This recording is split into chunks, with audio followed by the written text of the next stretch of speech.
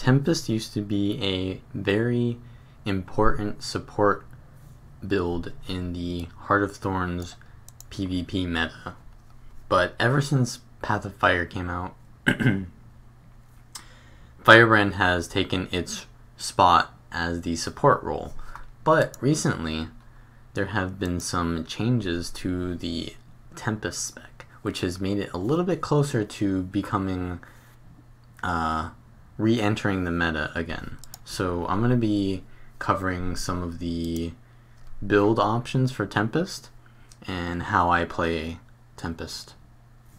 So first off, we have the Dagger focus variant of Tempest, which is with Earth and Water, and you just take the Elemental Shielding and Geomancer's Training traits. These are pretty much on every Dagger focus build because auras granting protection is really important. That's kind of why you how you get your protection uptime is through giving people auras. So it's also why you want to be spamming auras on this build. And you also gain more toughness, and you know, it's a little bit tankier when you're Earth. And then Geomancer's Training reduces chill on you, which is really good. Chill is a very strong condition versus Ellie's, so this is nice. And also it reduces the cooldown of your Earth skills. So Obsidian Flesh, when you don't have this, is 50 seconds. When you have it, it is 40 seconds. So these two skills are really good. And of course, the Magnetic Leap, which has been buffed, is also really good as well. And then here's where you have a choice. You have Diamond Skin and Stoneheart. So Stoneheart means you can't be crit while you're attuned to Earth, and Diamond Skin means you remove conditions on a 1-second ICD when you get hit while you're above 75% health. And so obviously one is against condies, one is against power damage. Usually Diamond Skin is better overall because even power build put on Vuln and stuff like that. But both have their kind of situational counterplays to them. So like Diamond Skin, if you get bursted, then you lose your Diamond Skin. Like if you go below 75% HP, you lose a lot of your sustain there because you're not gaining the Diamond Skin cleansing. So when you run Diamond Skin, you want to be very front loaded with your defenses. You want to be very safe so that you stay above that 75% threshold. So like if you're against a Scourge, they're going to usually do a lot of burst damage with their condies, and then you can get easily one-shotted if you don't cleanse it immediately. So what you want to do is when you get hit to, you know, around 75%, you immediately want to heal or use some kind of like aura that will, or like swap into water, and then kind of manage your condition bar very closely so that it kind of snowballs on itself. The more you kind of keep up with your cleansing, the more it'll help you out with Diamond Skin. And with Stoneheart, it's kind of really good to camp Earth when you're expecting a burst, but also if you're staying in Earth, you're not really giving your teammates sustain because you want to be swapping and rotating through your attunements so that you give out auras and go into water so that you can give the regen and stuff like that. So yeah, Stoneheart is good, but it's a bit selfish because you really want to be swapping and helping your team and not just camping Earth attunement. But it is really good in this meta because it is very power oriented. So that's pretty nice, and that's kind of like a specific to the Dagger focus build. You only run Earth on Dagger focus, so that's nice. And then in water, you're obviously going to take regen and frost aura when critically hit, because whenever you get an aura on you, you're going to be sharing it with powerful aura. And whenever you swap to water, you're going to cleanse condies from allies and heal them as well. So Powerful Aura is, you could argue for Cleansing Water if they go like a full Condi comp and then you go like Diamond Skin, Cleansing Water, which is good, right? Because every time you give an aura here, you give regen. But you do lose a lot of your effectiveness. So I would only do it if everyone on their team is like Condi. And even then, you have the option to go the staff build, which I think is better versus Condis. So there's that. But usually you want to go Powerful Aura because this shares auras. And your shouts already share auras, but your weapon skills do not share aura, and Unstable Conduit does not share auras. So what Unstable Conduit does is whenever you finish overloading, you will gain a aura, which is related to that attunement, right? So, and then you'll share it because you have powerful auras. And so Powerful Aura helps to keep rotating through your auras and upkeep your prot uptime on your allies, because auras give prot. Whenever you give an aura to yourself, you will also give it to your allies. And that's kind of like the point of the build, is supporting, not being selfish, and keeping it to yourself. So Shocking Aura is also really good when you share it because it gives your allies really hard peels, because anyone who's focusing them will get stunned if they're in melee range. And usually if they're being really aggressive, they'll be in melee range. So Shocking Aura is specific to the Dagger build because you only get that from the Air Dagger 3. And also you get the Fire Shield on Focus 5, which is really good as well because most Ellie weapon sets have like an aura or maybe 2 here or there. You never usually get like 3 auras on a weapon set. You have to get it from like combos, and we'll talk about those a little bit later. So yeah, mainly you want to be rotating through your cooldowns. You know, pop your Fire Shield. You can even transmute that for fire and might to your allies. And it's not that important that you have Fire Shield on yourself, right? So transmuting it is a really nice way of removing some of the selfishness and then adding it to your teammates. So it's really nice that transmutes exist. And then you can also transmute the air one and get stuns. So we'll talk about the abilities as well in a bit. So we have Dagger, Focus, which I use Cleansing and Energy on, and then Soldier Rune and Mender's Amulet. And you run Soldiers because you want the condition cleanse whenever you use a shout, and you're spamming shouts. So the reason why you use Feel the Burn and Flash Freeze is because they're the lowest cooldown ones. Aftershock is very high value, but it has a long cooldown, and you want to be spamming auras as much as you can because you get healing, right? And you get protection whenever you give an aura, and that you want that protection uptime. And now you might think, well, there's a rune out there. It's called Earth Rune, right? And that's kind of nice. I felt like this is really good on the staff build, but not so much on the Dagger Focus build because you actually do need the Condi Cleanse from Soldier Rune. So I take Soldier still, and you actually get a decent amount of toughness on this rune. So you're very tanky with Dagger Focus still if you have good positioning and you can save your cooldowns for your allies. So let's look at the skills now. So I take Lightning Flash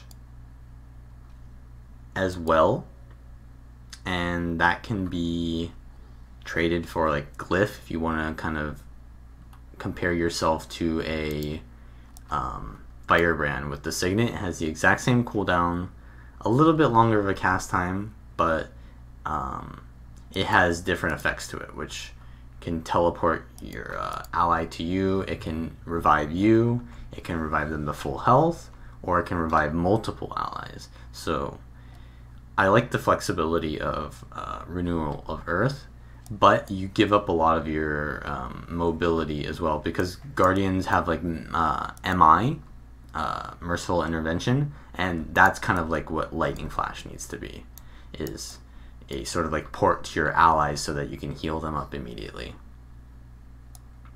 So let's look at the Earth skills. So you have Ring of Earth that blocks missiles. That's important to know. There's a lot of projectile reflect and block on this build. You have Magnetic Leap, which has been buffed to give you a really long leap. Usually you don't want to target people if you're kiting. You want to de-target and kite away with that. Or if you're in a situation where you need to get a kill, you can get in a mode with that. Magnetic Wave is a really good Condi cleanse. It removes 3 Condis on you, so that's very nice because it's burst. It's an instant cast, and it also gives you a blast and a projectile reflect kind of aura. It's not an actual aura, but it serves as an aura. So whenever someone shoots at you and it goes through you, it will reflect that projectile. So you can use your body as sort of like a projectile reflecting thing. Like if your ally is here and there's a ranger shooting them, you can kind of like use your body. And then Obsidian Flesh, which also is a really strong skill, prevents capture point contribution, but that's not the issue.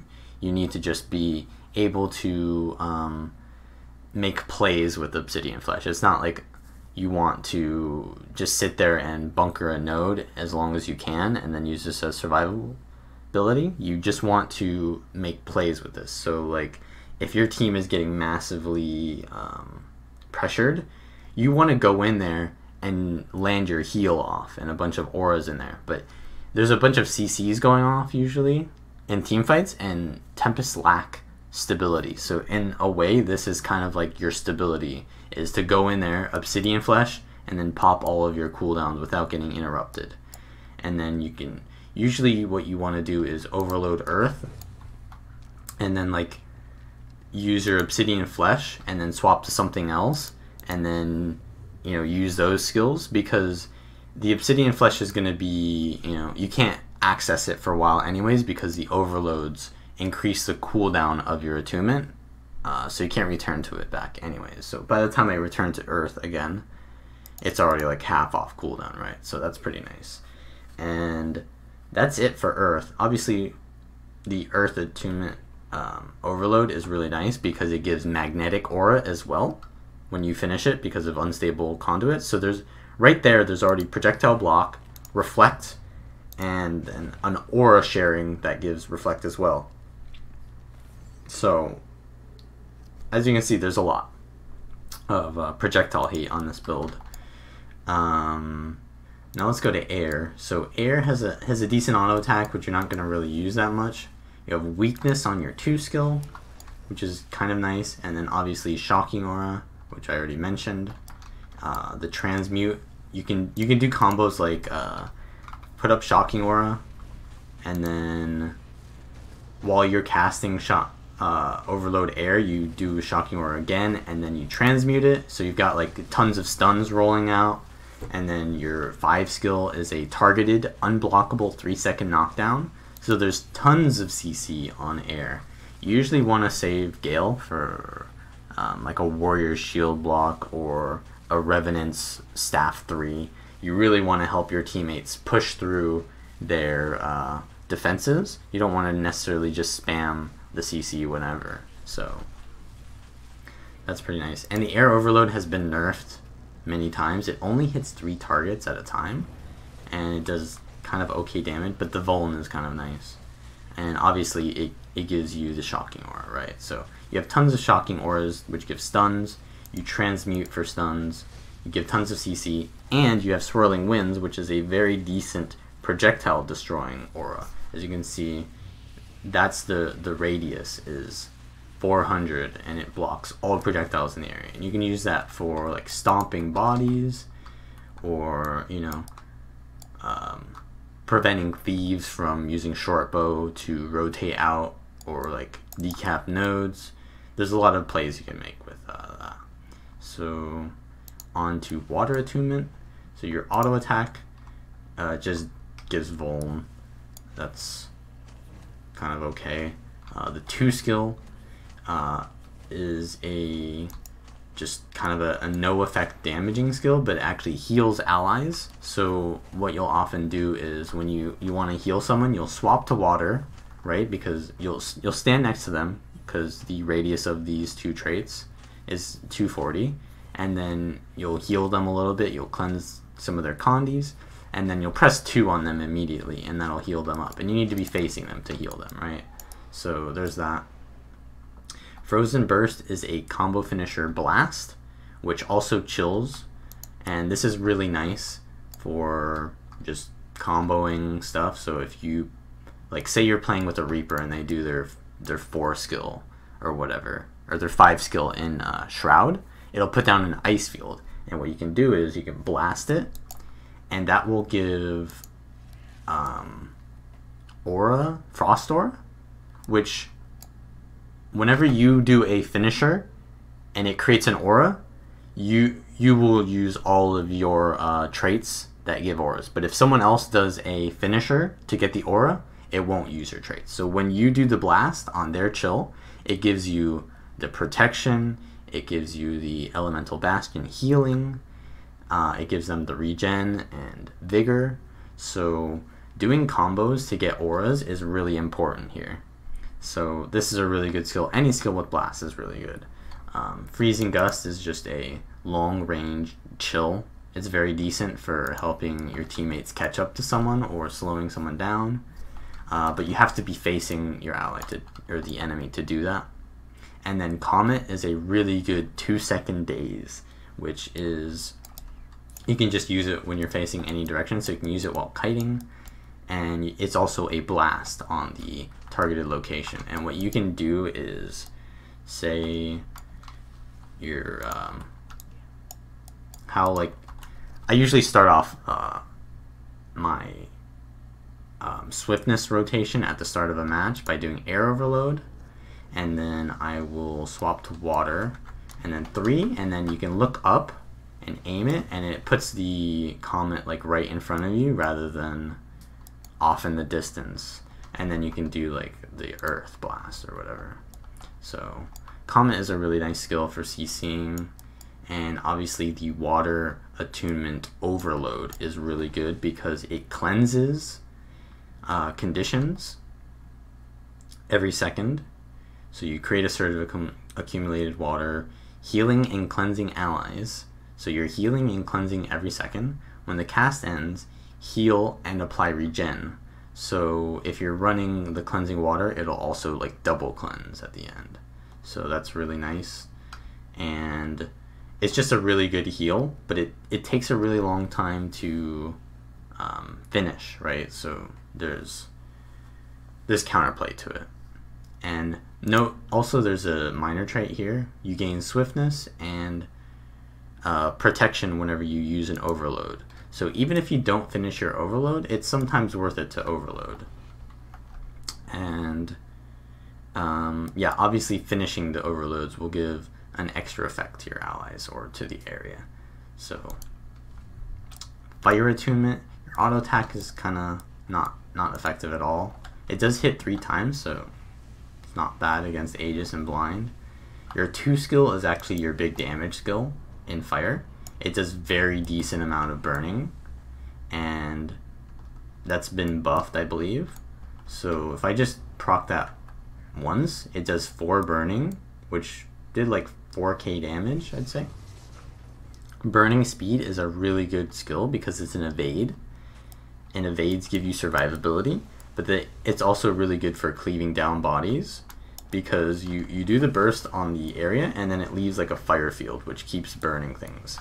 So say there's like a down body, what is the best way to do damage to it? So probably use Flame Wall, which is just it's kind of a weak skill because it just puts this down on the area and just does like a little bit of burning. It's a combo field fire as well, but it's really good on down bodies because they can't move out of it, right? It deals damage over time. So you do 4, then 3, then you'd probably like transmute the 5 after doing a 2, and then you've got like 10 burns there.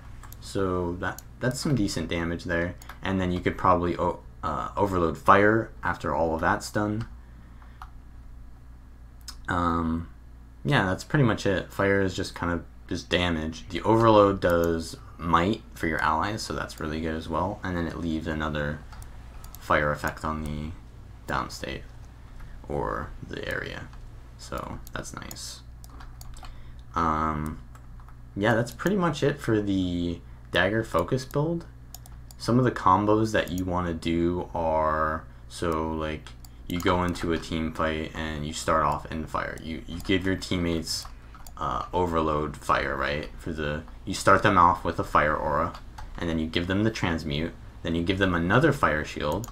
Maybe you'll do this, a little bit of this, and then immediately as soon as your teammates are like engaged, you want to give them like the shocking aura, and then maybe swirl a bit. By now you'll have like transmuted that and then started your air overload. Maybe knock them down in the overload, and then maybe you need to heal your teammates now. You've probably used your auras a bit by now. You know, CC and chill things with this. If you really need to, overload water, but by now you'd probably have swapped to earth, and then use the 2, which does decent bleeds and blocks projectiles, and then think, do my teammates need me to do something heavy with the like obsidian flesh plate? If not, just leave. Try not to overload earth, because you want to be able to get back into use your obsidian flesh if you get focused. So don't just overload earth whenever. And if you do overload earth, try to just use your obsidian flesh right after, because you can't access it for a while. And then yeah, you just kind of rotate around like that. So usually like fire, air, water, earth, something like that. You can go any way you want though. But that is pretty much the Dagger focus build. And now we're going to talk about the staff Arcane build.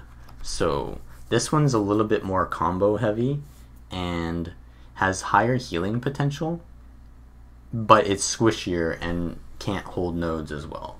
So we'll talk about the traits here.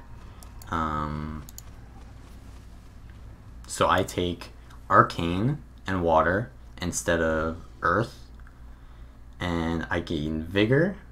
Actually, that's wrong. I gain healing. I heal myself whenever I swap attunements, and I also have an effect when I do falling damage, which can do things like a fire field. It can be healing nearby allies. I can create a static field, which is really good because it's an unblockable stun if they pass through it. And then I can also do a knockdown for 2 seconds, which is the earthquake. So remembering that falling damage can give your team a spell is really nice. You don't really need the vigor because you get a ton of it from the shouts and stuff and auras. So really the only thing you could do other than that is this, and it's really not that big of a deal. Maybe the weakness from air, but not really. So you get, whenever you swap into an attunement, you gain an aura, and this is really important because you can give regen with water, which when tied with cleansing water is a cleanse, and you give a swiftness when you swap to air to your allies. By the way, this is a 240 radius, so you got to be near your allies.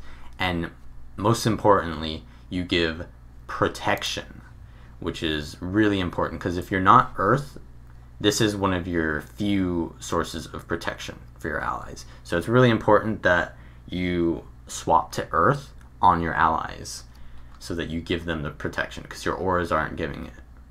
And then you have Arcane Resurrection, which is it casts a geyser on the down body. It's sort of like the Necromancer well res, which gives increased revive speed, and it gives a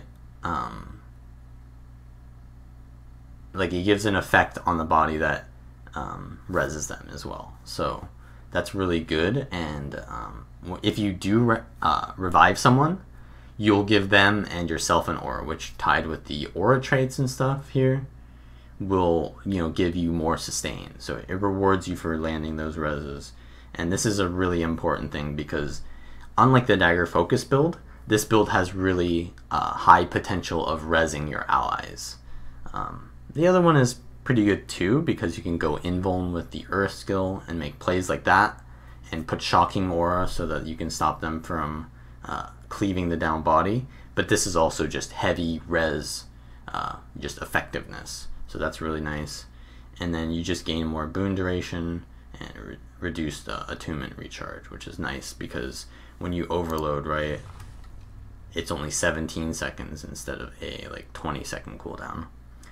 And then last you have Evasive Arcana, which is whenever you dodge, you'll use an effects on the location that your dodge roll ends in. So when you do an earth dodge, you'll do, well, when you're in fire, you'll do 2 burning for 6 seconds, which is actually pretty decent damage. When you're in water, it'll do a pretty decent heal, and it'll remove condies. And when you're in air, this isn't really that good, but it's a blind. And when you're in earth, it does a shockwave, which does cripple, a little bit of bleeding, and a combo finisher blast, which is really important because this is a very combo heavy build. So next we have water. Now, the other build, I take very different water traits. I used to take the regeneration and frost aura when critically hit. Now this is, you would think that this is better because of all the aura stuff that I have in synergy, but it's actually not better because I don't use powerful aura. So it only gives it to myself, and this isn't really that important because I also don't gain that much from my auras. I just gain regen and vigor, which is actually pretty good, right? Because yeah, gaining regen and frost aura, so that's kind of like a double condi cleanse on myself. So I guess that's pretty good, but I feel like stop, drop, and roll is better because it removes specific condis. So I don't have earth, which reduces the duration of chill on me.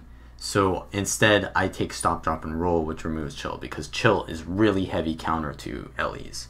So and burning is really a really strong condition, so removing that is really important too. And you'll find that scourges do that, a lot of burning, and this helps you survive scourges, so that's really good.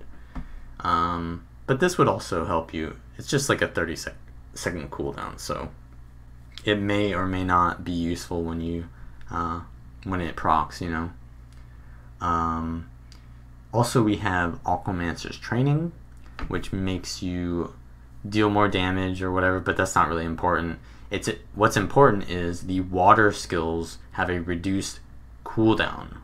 So a lot of your healing comes from water skills and combos, especially Ice Spike, which is a combo finisher blast. So being able to spam that is really important. So reducing the recharge is more important than the extra condition cleanse when you swap to water.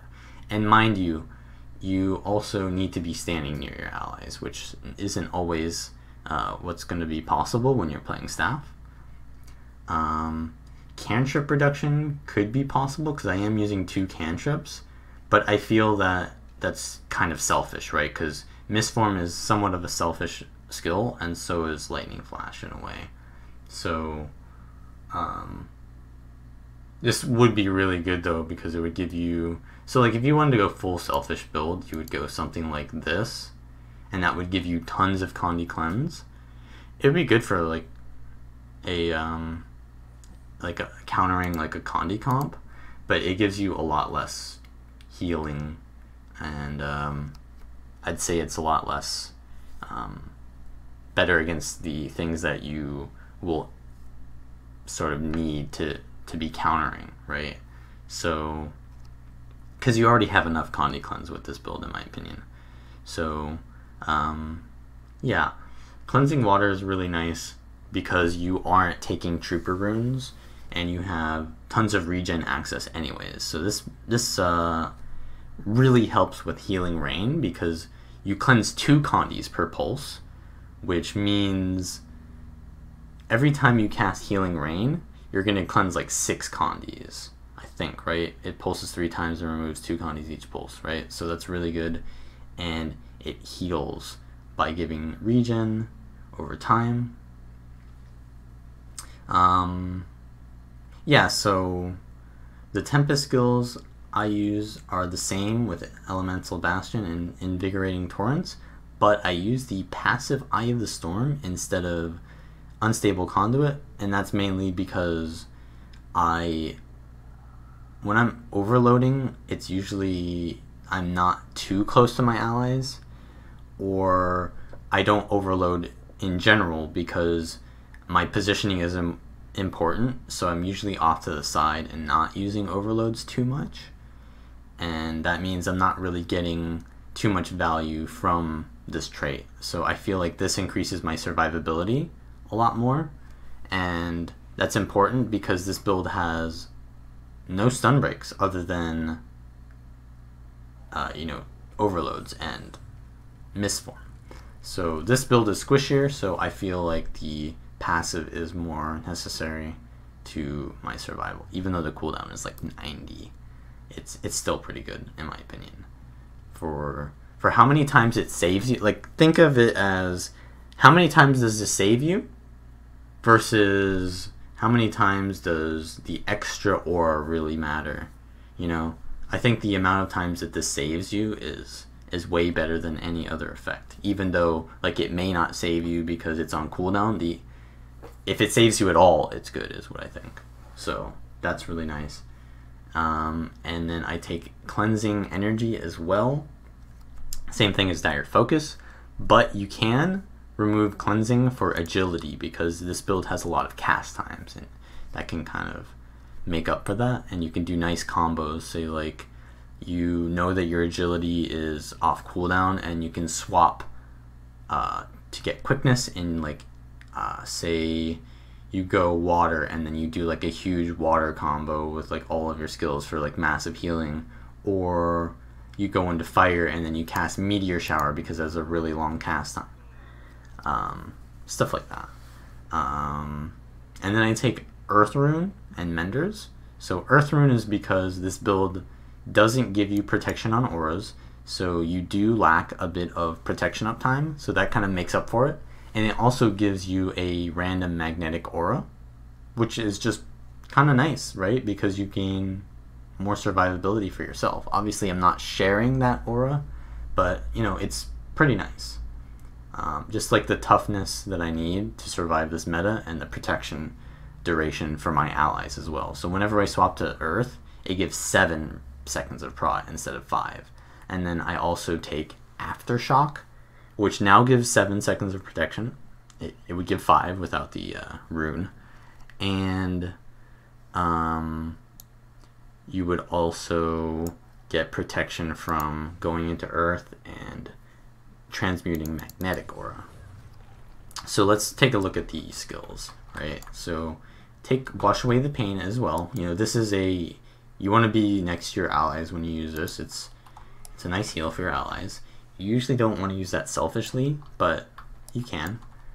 And Misform is really nice for making plays as well as your self survivability. If this only was useful for using on yourself, I wouldn't take it, but it also has some kind of play with your allies, and I'll show you a little bit of the plays that you can make. So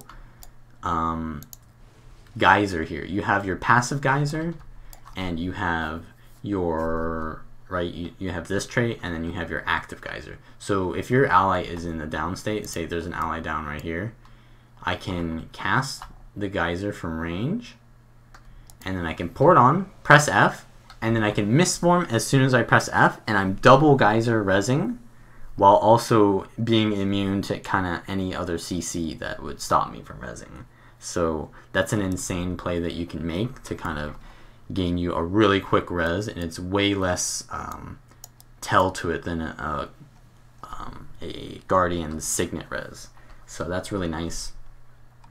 Aftershock is just kind of to make up for the lack of projectile reflect that this build has in comparison to the Dagger Focus build.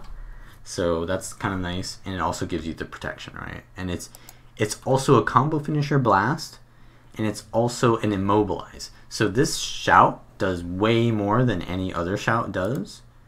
like feel the burn. But the thing is, I don't gain as much from spamming auras as the other build does, because I don't gain my protection from auras spamming. So I need the like higher value auras, which is Aftershock is. I don't see anything better than that. And then obviously Lightning Flash, because you need that for rotation and playmaking. And obviously Rebound. Rebound is kind of an interesting skill because you can use it to prevent your allies from dying. If they die when they have this shout on them, it will prevent that damage and then heal them, and then it'll give them an aura, which will heal them. It also gives Fury, which is kind of nice. Just if you have nothing else you can do and you need to like cleave a downstate body, why not give Fury to your allies, you know? And yeah, so how you can play with Mistform as well is you can do this weird thing where you Mistform and then you can overload while Mistforming, and as soon as your Mistform ends, it will cancel your overload. So you'll never be able to finish an overload while Mistforming, but it's kind of nice for some of your overloads because you can't really do anything else while you're in Mistform. So say you're in like Earth overload and you don't really care to land the full overload, but it pulses protection over time and gives you swiftness. So while the swiftness is not that important because you gain movement speed increase, like if you're near your allies, you can pulse protection to them while in Mistform. And then if you didn't really want to be in Earth Attunement anyways, you can just swap out and just, like, it's a low value play, but a high tempo play, right? So if you need to just spam your skills as soon as possible, but you don't have enough animation time to do them all because you're stuck in Mistform for whatever reason, then that's kind of a nice thing that you can do. Obviously, Earth Attunement isn't that bad to not land the whole thing because it just gives, you know, you don't have unstable conduit, so it's not like you're missing out on an aura. You're not really, the cripple field isn't really that good. It also yeah, it does like a cripple cyclone or whatever on the area, which is okay, but it's not like insane like the water attunement, right? Or the air attunement. The air and water, you kind of want to finish those because their finishing effect is really good. But the fire one also isn't that good either because it's a very localized effect that people can play around. So if you're in Mistform, you can just give your allies might or whatever and do a little bit of damage while Mistforming. It's just something you can do. So that's kind of nice. So let's go over the actual skills of the staff. So Lava Font is just a nice downstate kind of cleave ability. You don't really want to use this too much in team fights unless people are standing on the node. If it's very mobile, this skill isn't very good. Flame Burst is really nice because it's a very quick cast. Does 2 seconds of, or it does 2 stacks of 6-second burn, which is decent damage, as you can see here. It's not bad. Burning Retreat is a dodge roll, so it's an evade that moves you really far and puts a it kind of like puts a burning field on the ground, which does very little damage, but it's okay. And Meteor Shower, which is a really long cast time, and it's kind of RNG, but it's okay to put pressure in like a team fight because it just puts out random damage that adds up eventually and can clear Aegises and stuff like that. So fire is your damage, most of your damage comes from in like downstate situations. So what you want to do when someone's in downstate is you'll do Lava Font, then you'll do the 3 skill right after Lava Font, and then you'll dodge on top of the body, right, for Evasive Arcana, and then you'll use the 4 skill immediately. So that'll put the most AoE on the body, and then you'll cast Meteor Shower if you have the time to do that. Or you'll do Overload Fire if you think it's safe enough to cleave right on top of the body. If it's not safe, then you could just, you know, Burning Retreat and Meteor Shower. So what you can do is like this, and then you have the burning on top of the body. Or you can do this, where you 2 and then dodge, and then you dodge off, and then you Meteor Shower from a safer range. And that puts decent amount of cleave, and then you can fire and stuff like that. That's like if the enemy is like rezzing and you need enough cleave. You can also do just like a misform stomp if you really need to stomp. Like you can press F and then immediately misform to cover it. But you generally want to like snowball kills, so often the fire cleave is kind of important. And then you have Water Attunement, which is where you get most of your damage from. So the auto attack is actually really important because it heals allies. So you never run out of healing, unlike your Dagger focus build, which is very cooldown based. You have an auto attack that heals. So what you can do is you either target it, it targets enemies, right? But it also heals allies nearby. So it would be healing this guy right now. But not necessarily are your teammates always, you know, focusing a target down. So sometimes you need to be able to detarget and kind of like no scope the heals out. And you gotta like kind of get used to aiming these and how your camera works with it. And usually it just, you want to aim a little bit your camera downwards so that it hits the ground and starts healing, rather than up in the air and it doesn't heal anything for a while. So the 2 skill is a really high damage skill. Like it has very high base damage. It gives 5 vuln, and it's a combo finisher blast. And this is where a lot of your healing comes from as well, because you're going to combo either healing finishers or aura finishers. So that'll be important later, right? So Geyser, right, this heals people for 4,000 healing over time, which is really nice. But it also gives revive percentage, so right, the double Geyser, and it's a combo field water, so you can do Ice Spike into Geyser. And what's good about Ice Spike as well is it's a very fast reactive blast. So you can use Geyser and then you can use Ice Spike and it'll happen before the Geyser finishes, whereas some of your other blasts are a little bit harder to land.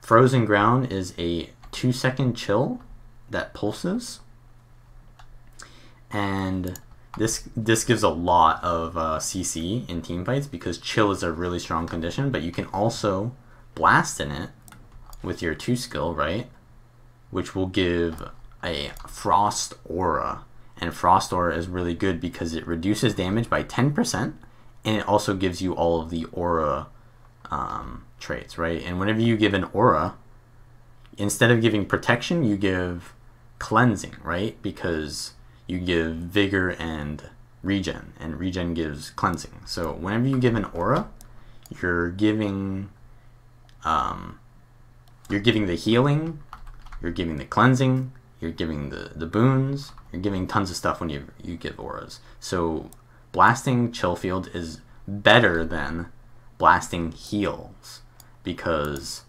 well, the heal blast is actually a little bit more than the, so like blasting a heal will give you slightly more healing than the this trait will give you healing from the auras, but you know, the other effects that auras give add up to a little bit more, in my opinion. So often the auras are better than the pure healing, but the thing is, you can spam so many things that you often, you know, you can just do, say I want to do blast now and then heal now, and then maybe I auto attack and heal a little bit, and then I can immediately do blast now and do ice. Now I get more healing, and then I can wait a little bit more with this. Maybe I cast some of my, maybe I can like overload water in between one of these combos, and then I can do 2 and then 5, and then you know, I can do a bunch of stuff. So you often want to pace out your combos. You don't want to just spam all of your chill fields and ice fields and water fields at the same time. You want to pace them out with your blasts, right? And then you can also like Aftershock is a combo finisher blast, right? So if like I do this, I gain Frost Art, you kind of want to pace it out so that you have uptime, but you know, it works either way. And then you can double heal into this with the double blast. It's really effective at healing if you understand the combos. So that's nice. And Healing Rain is just kind of like huge team fight support, right? It's just giving tons of cleansing, and it's such a like wide water field that it just gives your allies so much potential to finish combos in it to heal them themselves. So that's really nice. And then Air, the auto attack is just kind of like a bouncy thing. It's not very good. The 2 skill has very high base damage, and it blinds, and it's kind of AoE-ish, so that's very nice. You basically almost always want to press 2 whenever you swap into a new attunement. So like you go into Fire, 2, I mean, it's not amazing, but it's like a free cast, right? It's almost instant cast. So you just press 2 for no reason. Like you go into water, you press 2, and then you do a combo. You go into air, you press 2, right? Pretty much always when you go into a new attunement, you're just pressing 2, right?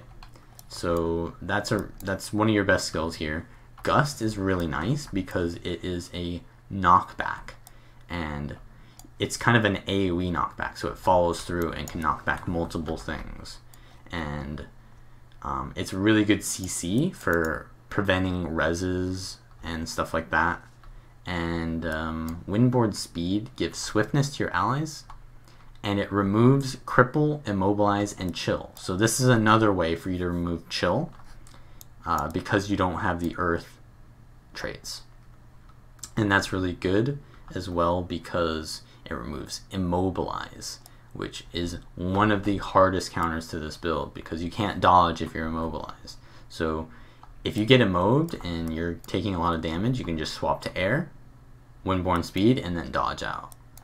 And last we have Static Field, which is a AoE that creates a lightning field, which is nice for stuns if people leap through that, but also if people pass through it, it stuns them for 2 seconds. And you can put this around players so that they, if they want to move through it, like they have to choose whether they want to get stunned or to wait, but you can also gust them through it to force them to be stunned. So this is kind of how Gust looks. I don't know why it went through this heavy golem. I should have knocked that back as well, but yeah. So like you can put it around this thing, and then you can also do this thing where you put it on top of it. And I'm not I think actually you'd have to put it around them because they'll not get stunned if they're already on the ring. So you kind of want to put it around them or put it in front of them so they have to pass through it twice or something like that. I think they only get hit once actually. You can't be stunned twice from this. Yeah, so you just want to make them pass through it once. And then we have Earth is the last one. So you swap to Earth. Your auto attack is 3 seconds of weakness, which is really strong at stopping power classes from doing damage. And then your 2 skill is an Eruption, which takes a pretty decent time to land. But if it does land, it does a lot of bleeding. Look at that, 6 bleeds. I don't really have Condi damage, so it's not that big of a deal, but it's a pretty good skill. It gives Cripple, and it gives a combo finisher, Blast, and it has a decent power coefficient. So the delay with this kind of is useful for doing water finishers. So you can do like Earth 2, Water 2, and then do one of your water finishers, and then you get 2 blasts at the same time. So the delay on Ice Spike is shorter than the delay on Eruption. So you want to usually use Eruption first because it takes longer to happen. And if another way that this is important is you never want to use like a water skill and then swap to Earth and then use Eruption, because your water field is gonna it's gonna go away before the eruption finishes. Unless it's the water 5, because that lasts long enough. See, I didn't get a combo finisher blast. So yeah, you have to kind of like premeditate what you want to do combos with. And it takes a lot of muscle memory. It's not really too much reactivity, more so as it's just rotations. And then Earth 3 is just a magnetic aura. And then that's nice because it gives you cleansing, but also because you can transmute it, and it gives prot to nearby allies, and that's nice for your protection uptime.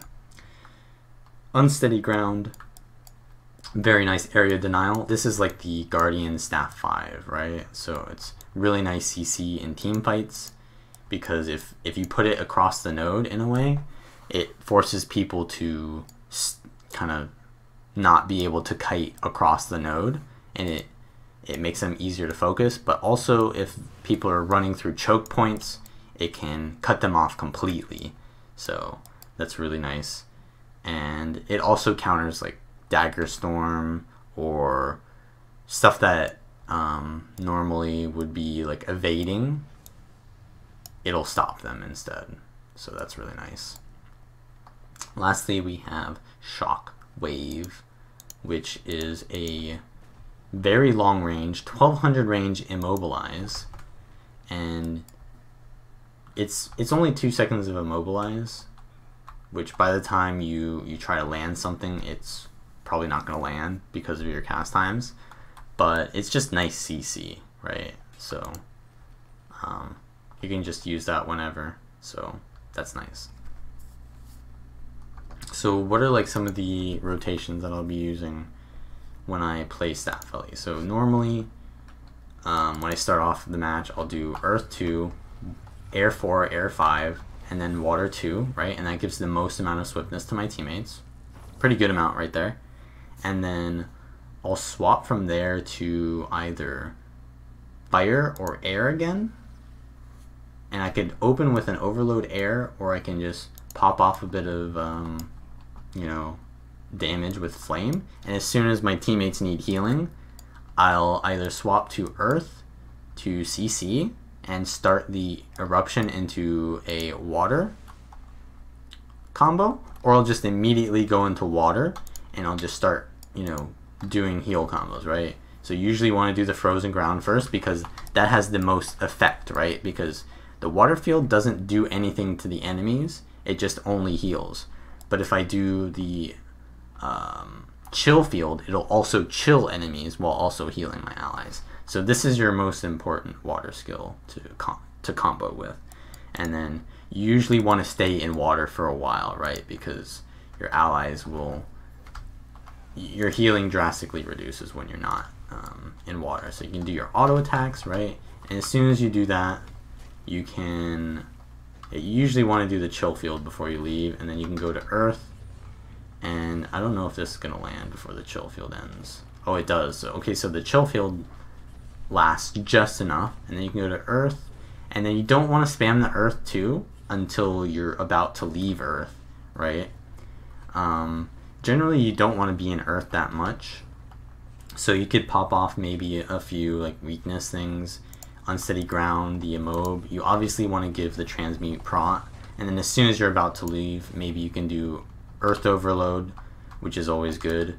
That gives more prot time, and then you go back into water, right? And then you can do a double combo, and then you don't want to overload water too much because you want to be able to go into water whenever you want, because your combos often will heal more so than the overload does. If you really need to though, you can stay in water long enough that you just overload it, but then you don't want to leave water too soon because then your access to those water skills is limited. And you can do stuff like Aftershock, right, into the blast, and you can also transmute Earth is also a blast, right? So I got a double blast right there, right? So transmute blast, Aftershock blast, eruption blast, ice spike blast. There's so much combo potential, and yeah, that's kind of, you just have to get used to that for healing your allies and being able to predict where they're going to be so that you can land those combos in the area they're going to be in a few seconds. So yeah, I've got pretty much all the skills here explained. So let's go over to some games. This is going to be a Dagger focus Tempest match. So the enemy team has power, power, power, power. So this is a clear Stoneheart game. And yeah, so that's the only really choice I need to make there. And as far as the team comps, we have a thief. So I mean, both teams have a thief. So rotations are going to be a little bit more important. I can't be too slow, or the thief can get +1s and get kills on my team. But I also can't let my team. I can't leave my team to follow the thief too many times. We'll see though, because they don't really have a team fight at all.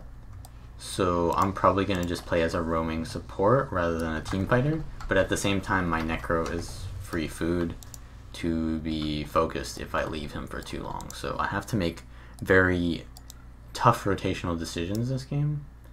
And it looks like they're gonna 2v1 home. Oh, our thief is capping home by himself. This is kind of bad. Should just give that up, to be honest.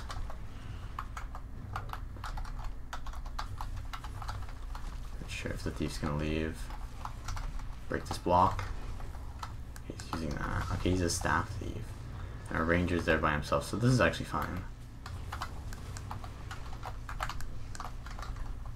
Heal him.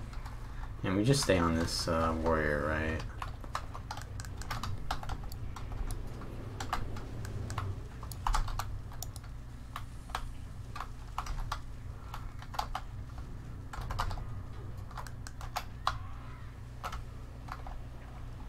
So there's 3 of them here. Go into Stoneheart here.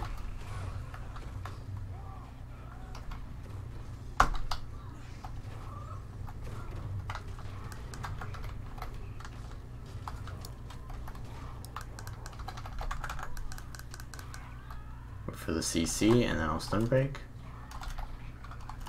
And we're just kind of holding this 2v3. Now the thief is left. This is really not kind of where I want to be. I'm gonna have to go into Stoneheart there.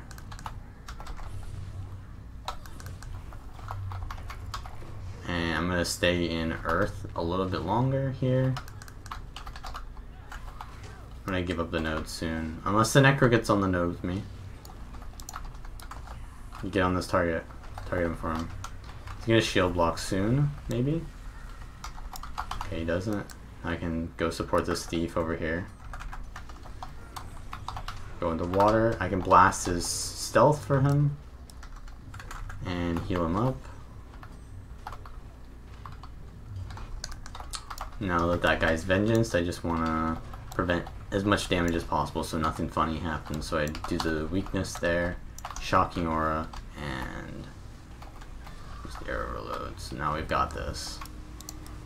Finally. And I can rotate out. We've been 3v2ing though, so we died mid. I need to get there as soon as possible, but we've died there as well. So I don't want to...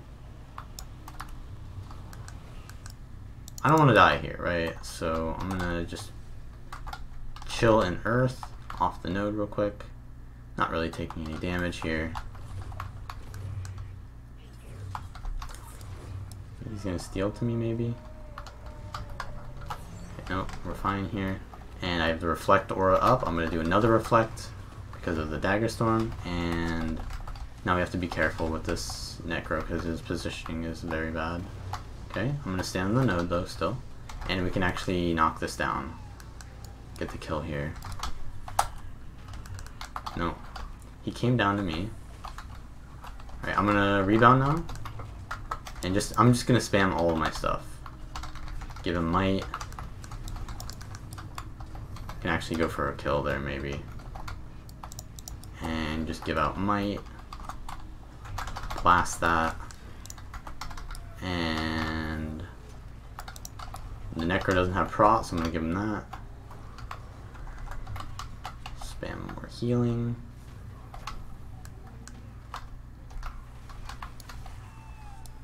Okay. So we want to get on a target here, so I'm gonna wait for our Guardian's burst, maybe. No, they're just standing mid. They need to go for a kill here with me. We're kind of just like not doing anything here. We're just sitting around. So that's really unfortunate because I'm looking for kills with my team, but I'm the support, so I can't really do anything about that. So instead of pushing into far, we ended up getting pushed into on mid, which is bad, in my opinion. A very bad outcome. But at least we don't lose mid, so that's okay. And this is a Condi Rev, so we can easily kill this, in my opinion. So I'm going to put out the Shock Humor, and if he goes into a block or something, I can just knock it down. Yeah, so we're losing the rest of the map. The Thief is going mid, so I'm going to stop that. And now he's going to go for the Necro, so the Necro needs to come back to me, which he is. Stun break this. He needs to just get back to me, ideally. I'll get off the node if he looks like he's in trouble, but he doesn't. And I get the auras out, so he's fine now. So we can just camp this node now. And we'll see what happens. Ideally, I need to get to home, right? Because we're never going to win that without me. So, yeah, I'm just going to head to home. Our range... Okay, so the issue here is our only node is mid. And I need to win other nodes, but no one will hold mid for us. So the Ranger needs to hold mid for us. But they won't do that. So I need to stay around mid. But I also need to rotate into somewhere else because we won't win any other fight. So it's kind of like... We don't really have a team here. We're lacking a team. I'm gonna wait for his shield block. And he's already dead. I need to go to far then. Yeah, okay, so we've got far now. That's good. So they've rotated. The Thief is mid. Can help him out.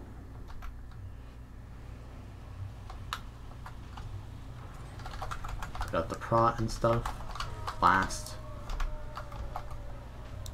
I'm gonna knock this. Wait. Stowed that, and then now Shocking Aura.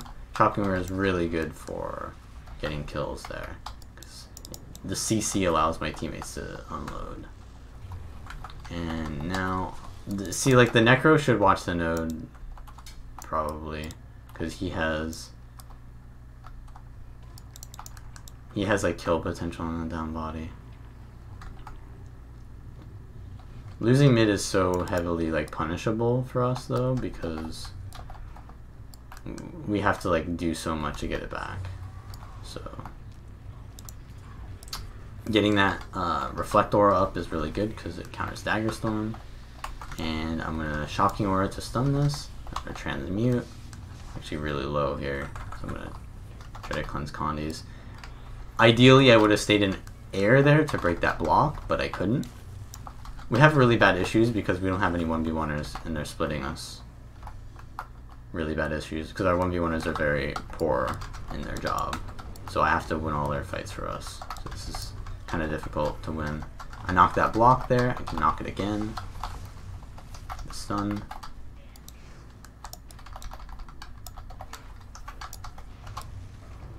Okay, now I can rotate out and go to mid now.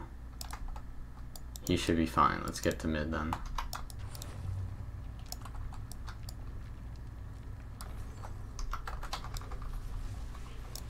If he jumps on the Necro, I can get off the node immediately. Yep, I'm gonna put prod up.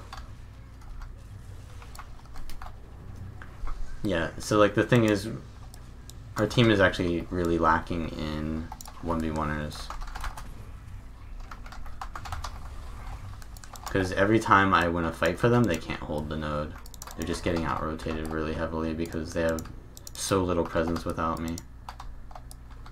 That's fine, but I need to rebound this immediately.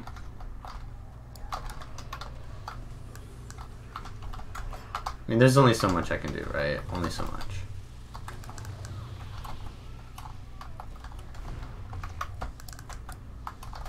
It's not my job to do all the stuff that we're lacking, but the thing is, like, I don't need to be in places where my team isn't doing their job, because I can't do that anyways. I need to just do my job, stick to my job, and if my team doesn't do their job, then that's fine. Like, I did my job. Like, trying to do other people's job is just gonna get you killed rather than win you a game, right? So, shocking 2v3ing here. So this is like a really good rotation right now. We want to be 2v3ing, but the thing is, we're way too late into that, right? Way too late. So it's not gonna matter, and we're also gonna die here. So that's kind of how you want to rotate as Ellie. It didn't feel like I did that much that game, but I was doing my job at every point. Like, going to home to 1v1, no, it's not really my job. I even got like top kills, so every time we got a kill, it was me being in the fight, right? Giving us presence. So it was just a lacking of damage, really, more so than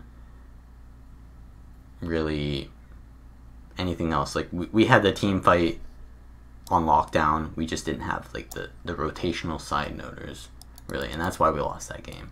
But still, that's kind of like how you want to play the Dagger build. I still play staff though, and here's a good example of how to kind of do it. So you do the, you know, the swiftness combo at the start, and I'm gonna open up going mid and try to support this Necro, who is a Reaper.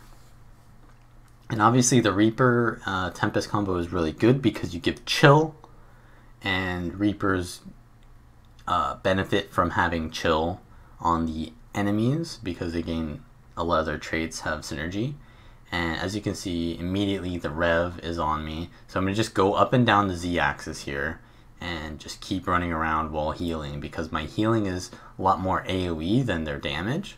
So I can just run around sporadically to make it difficult for them to land their damage while also landing heals on my team. But as you can see here, my Necro runs off by himself, and I do a double Geyser Mistform Res. And you can also swap into Earth Attunement there to give prot to the down body, and that's the full res combo. And then I overloaded Earth there, and I'm trying to heal my Necro, but he's running from me. So what I do here is I don't really have any res potential right now, so I kind of just like counter cleave and try to res a little bit just to keep the body up until we can cleave everything else. And we end up actually getting the cleave on them, and just from holding my Necro alive long enough, we could counter pressure and get another kill. So that's nice. And now we're just kind of resustaining after winning this engagement from just marginally surviving that situation. And so at this point, I'm trying to land water combos to sustain my team, but they kind of split up and it doesn't really land on anyone. My Necro is really low again, and it's kind of like becoming a liability at this point that he doesn't know how to find his heals. And I tried to gust to stop the Mesmer from stomping there, but I actually missed, and because I tried to do it too quickly because I was running out of time, and I did it on his clone. So now I'm kind of just stuck at mid bunkering this. All I need to do is just keep giving myself those water combos. My dodge roll also gives me healing, and also can be blast if I use the earth dodge into a water field, and the Mesmer decides to leave. I see that my ranger is dead at far, but it's a druid. He shouldn't die really ever. That's kind of the point of druid. So I really shouldn't have needed to go there, but I ended up needing to. So that was kind of unfortunate. Now I've got a Hollow and a Tempest on me, and I feel like this is a pretty good situation to stall this because the Tempest can't really pressure me too hard, and I can just keep up permanent prot and do a little bit of reflect against the Hollow's rifle abilities. But I end up needing to misform, and my Mesmer is on the node at the time, so that's nice. I held it long enough. Now I can just kite and do water, but it looks like the Rev is also on me. I get the area healing from the shockwave, or the aftershock, and I need to stun break and then immediately dodge right here. And I'm just spamming as hard as I can, trying to get out because there's tons of people chasing me. And now I see that my warrior is dead, so I need to go over there quickly. I don't really have many cooldowns that I can use. They get knocked out of the geyser res. I give prot to my team, but no one else really goes for the res, so I have to back off, and I have nothing now, so I can't go in for that res or I'll die. So I just try to counter pressure from afar, and the rest of my team actually goes in for the res again, which is very foolish. They made such a terrible decision there to just die going for a res that they should have known that they couldn't get. So now we've all wiped, and it's mainly to my team's positioning. They keep dying near nodes in the middle of nowhere. They should know that they should kite off towards like allies or something like that. But I survive, and I keep waiting for my team to respawn here, and I actually prevent them from kind of like snowballing into our home a little bit because they try to chase and kill me. Now I get back to mid, and my Necro's already in the down state, so this is going to be a difficult game, as we can see. So yeah, so we've already got that kill because we stabilized from the quick res, but that means that we're outnumbered at home, and our druid has lost another 1v1, so that's unfortunate. Now I'm stalling this 1v1, and I see that their ranger is coming in, and I know that's a DPS ranger, so there's a Sikkim. I need to dodge in line of sight immediately, and I'm just spamming weakness on the NG now, so that he can't just one-shot me, but he still does plenty of damage because he can cleanse that weakness easily. And yeah, now I'm just blasting combos to resuscitate myself, and I'm trying to land water autos on the Mesmer here from afar to heal him. So now at far we have our Necro and Warrior versus a Rev Ellie. That's a losing matchup for us, but I want my Mesmer to be able to hold mid by himself, but he's like some Mirage build that can't do that. So I end up needing to stay, and it ends up that the Mesmer leaves with the Hollow or something. Our rotations are very bad, and it looks like our Ranger is dead again at home. So this is another game where we really don't have a side noder, basically. So it's very difficult for me to play as a team fighter because I need to be in more places than one. And I'm a support. I can't really do that. I'm just doing what I need to do, and someone else on my team needs to change what they're doing, because I'm supposed to facilitate them, not the other way around. And I need to use my misform here. I don't know why I didn't misform there. I was being very greedy, I guess. But I should have definitely misformed there and gotten off the node. So that was a huge mistake by me for dying, because my team would have just came into mid if I would have just kited off there. So that was really bad by me. Dying is always, in solo queue, is very bad. You should never greed for node like that. But we do have sides, I think. Maybe not. Our Necro is dead again, and I'm going to try to... Well, there's not really much I can do at mid here, so I'm just going to go to far and make sure that nothing happens there. Our Ranger should be able to hold home to some extent, but it probably won't happen. Just blasting here, combos, making sure no one dies. It shouldn't be too big of an issue because they have a support ally, so that's not too much damage. I do a huge fire combo there and get some nice burns off on their Ranger, which is nice. And I do a nice CC combo to kind of help my warrior do damage there, but they're chasing him off the node rather than trying to like kill what's on the node. I think is kind of a mistake. Yeah, that's kind of weird. If you see our druid, the druid was just let their Ranger almost decap mid. If our warrior wasn't chasing that ranger, he would have got decap. So it just feels like our druid isn't really doing much. And here, obviously, I'm just stalling versus their Ellie. The Mesmer shouldn't be here, and he shouldn't be like bursting into the other Ellie's Stoneheart, right? Because that's a huge mistake. Like, there's no kill potential in this situation for us because I don't do enough damage, and yeah. So actually now this is a favorable situation for me because I do want to be 1v2 because their Mesmer therefore can't kill my team.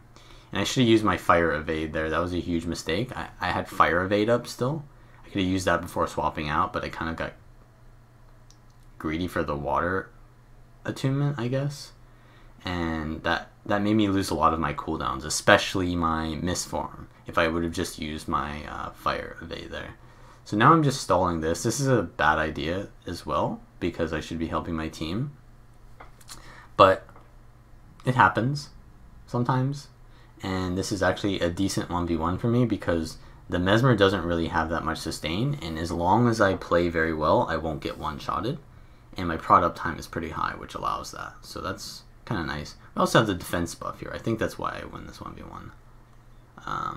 The Mesmer gets here, and I think one-shots that, so that's kind of nice. But their Rev is coming in now, so I think I target the Mesmer to come back. Or, no. So we do have home, and now we have far. And our ranger is 1v1ing someone at the bottom buff. I think that's... What is that?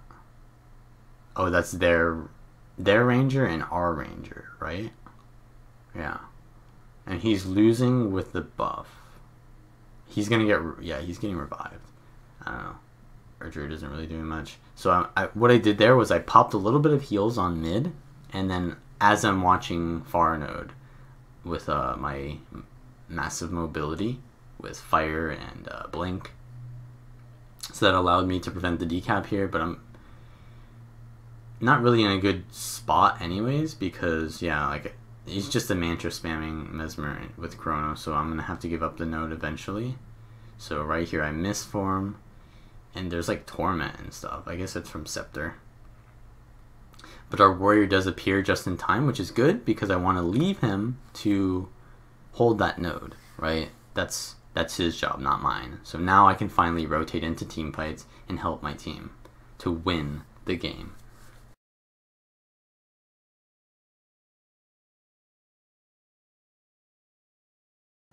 So our Necro is really low and I want to support him. So I blink over and cast my heal on top of him.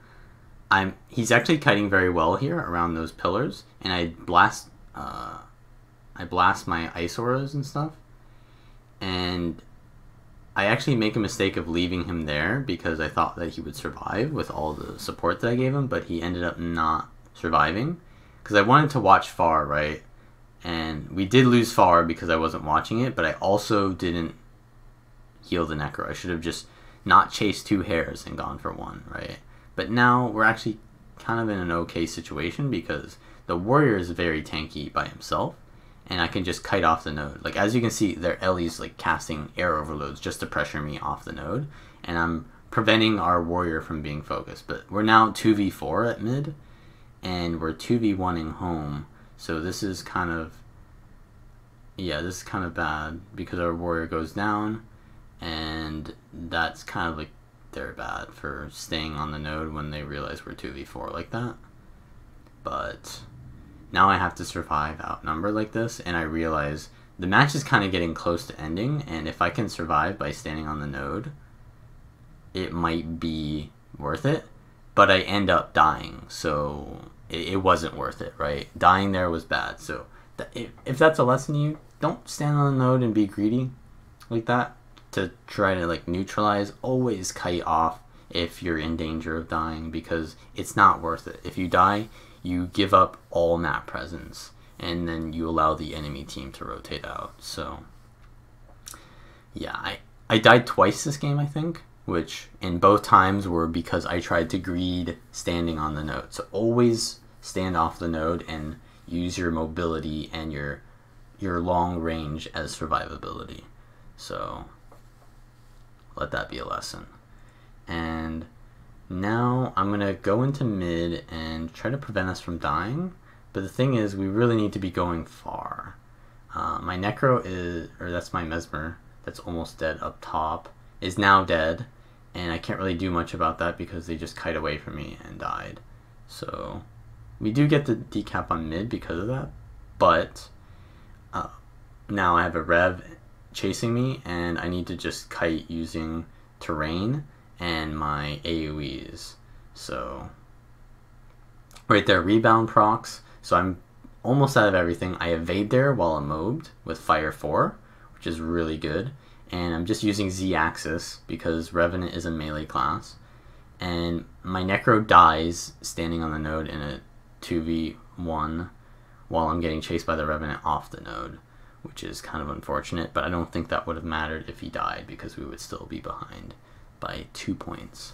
But as you can see, I got 600 healing there, which is pretty good, and I only died twice. Those 2 times I died were really bad, and I should have rotated a little bit better, but that's kind of like how you want to play. You don't want to stand on the node. You want to use your massive AoE to control the point from off the node and to give your allies support from afar, while also disrupting the enemy by doing CC chains and light poking damage. And it might look like Ellie is not good, but obviously the other team did have an Ellie too. But like if they had a Firebrand, Ellie is actually pretty good versus Firebrand too, because a Firebrand is easier to focus than an Ellie because the Firebrand only has the mobility of the mass and what is it called? MI, the Merciful Intervention, right? So that's their only mobility. Otherwise, they're just tanky. But nothing really makes you survive in this meta than evades and mobility, because if something's like a Revenant is on you, you're just gonna die instantly. When there's like a Rev and a Core Guard and a Thief on you, you need the mobility to get out of there, right? And you know, that's not too good because then they can just kill your team when you're kiting off. But it's not that I'm saying Ellie is better than Firebrand, but it definitely does have some advantages over than that. And I think that Ellie is actually really close to being meta right now. And I think that it still has some situations where it is actually better than Firebrand. So, especially in solo queue, where you want more mobility to keep up with the erratic rotations there. So yeah, that is that's the Ellie guide for Tempest. Obviously I lost both those games. One of them I lost was because of pretty hard mistakes. Like, if I didn't die those 2 times, we would have won that game. But at the same time, I think, you know, some games you just have to think about what your job is and then do your job. And if things go wrong, shit hits the fan, don't try to overcompensate for like a druid that doesn't know how to 1v1. Don't go in 1v1 for them, because you're not going to do it any better than them. Not because that you're worse than them at 1v1, but that's just not your role, and you can actually carry by winning team fights and stuff like that. So yeah, that's pretty much it.